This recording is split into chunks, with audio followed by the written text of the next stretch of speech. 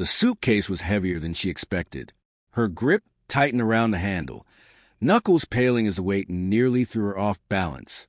That fleeting moment of surprise, so quick it could have been missed, was enough to make every careful plan I'd made for this weekend worth it.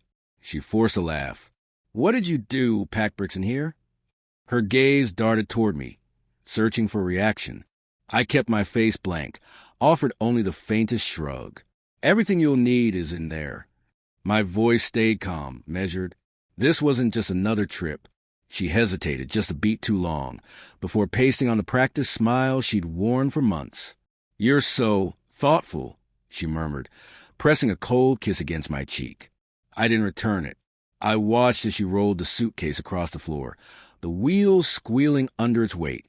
Only after her car disappeared down the street did I let out the breath I'd been holding. Showtime.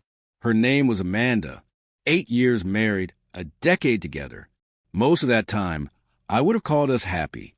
We had our routines, our inside jokes, the future we thought we were building. At least, that's what I believed, until 3 months ago. That night, she left her phone on the counter while she showered. I wasn't snooping. The screen lit up on its own. My eyes just drifted. "Can't wait to see you this weekend. Miss you like crazy. Brent." She didn't know a Brent. Not a friend, not a coworker. No one. My gut twisted, but I didn't storm upstairs. I'd learned long ago that rushing in blind never ends well. I needed proof, and I needed her cornered with no way out. In the weeks that followed, I played my role, smiled small talk, while piecing together the truth. A keylogger on her laptop, screenshots of her messages, emails, hotel bills from nights she claimed she was working late. I even tailed her once, straight to a boutique hotel downtown. Predictable. I slipped a tracker into her car. Each lie. Each "I love you" whisper at the door before she left. Everyone cut deeper. Still, I said nothing. She thought she held the reins. She never realized I was the one pulling the strings, unraveling her carefully spun story thread by thread. So when she mentioned a girls' weekend, I almost laughed. Too neat, too scripted. Friends with sudden excuses, stories that didn't align, the faint scent of cologne on her blouse that wasn't mine. "You deserve a break," I told her. "I'll keep busy here." Her smile widened, relief flickering across her face. The arrogance. She packed her best dresses, one she hadn't worn for me in years. Meanwhile, I packed something else, a bag filled with proof. Screenshots, receipts, photos, evidence that would dismantle the world she thought she controlled. Brent lived in a luxury high-rise across the city. I knew the place well. I'd circled it often enough. Late 30s, polished smile, designer watch. The kind of man who never imagined a husband on the other side of his affair. Her car was already parked nearby, crooked in her hurry.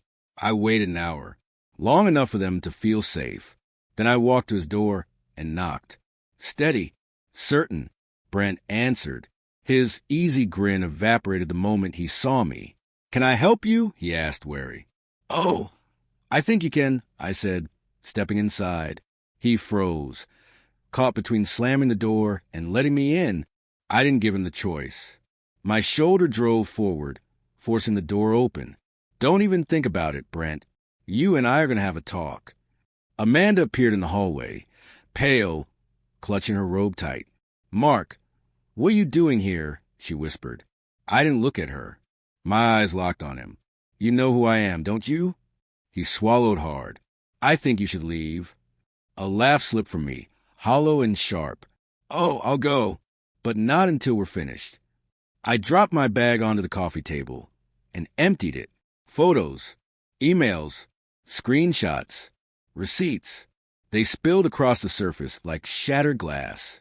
His gaze darted from the evidence to Amanda, then back to me. "You really thought you were clever, didn't you?" My voice climbed. "Thought you'd never get caught." "Mark, please." Amanda's voice shook. "Let's talk about this in private." "Private?" I snapped, spinning toward her, fury rising beneath my skin. "Now you want private? Where was that when you were sneaking around with him?" She flinched, tears welling, but I didn't soften. Don't you dare cry, Amanda. You chose this. Now you live with it. Brent shrank back, wishing he could vanish. How's it feel? I asked coldly. Now that it's over? Look, man, he started. I cut him off. I don't care about your excuses. But your wife might. His face drained. What? Oh, yeah. I said, a cruel smile tugging at my mouth. I found her. Sweet woman. She deserves to know who she married. Mark, don't. Amanda begged, her voice cracking.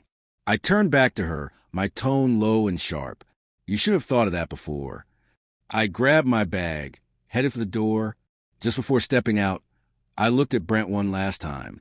Go near my wife again, and I'll make sure everyone at your office knows exactly what you are. Then I left, the silence behind me thick enough to choke on. The fallout was fast and brutal. The next day, I sent everything, every screenshot, every receipt, to Brent's wife with a short note. Sorry for the pain. You deserve the truth. Within days, she filed for divorce. By the end of the week, word spread through his company. He was urged to resign. Amanda cried, begged, tried to explain. I didn't listen. The papers were already signed. She left with nothing but what she could carry. It wasn't easy. None of it was. But as I stood in the quiet emptiness of my home, the crushing weight of betrayal finally eased. I'd lost a wife, yes, but I'd gained something far greater. Freedom.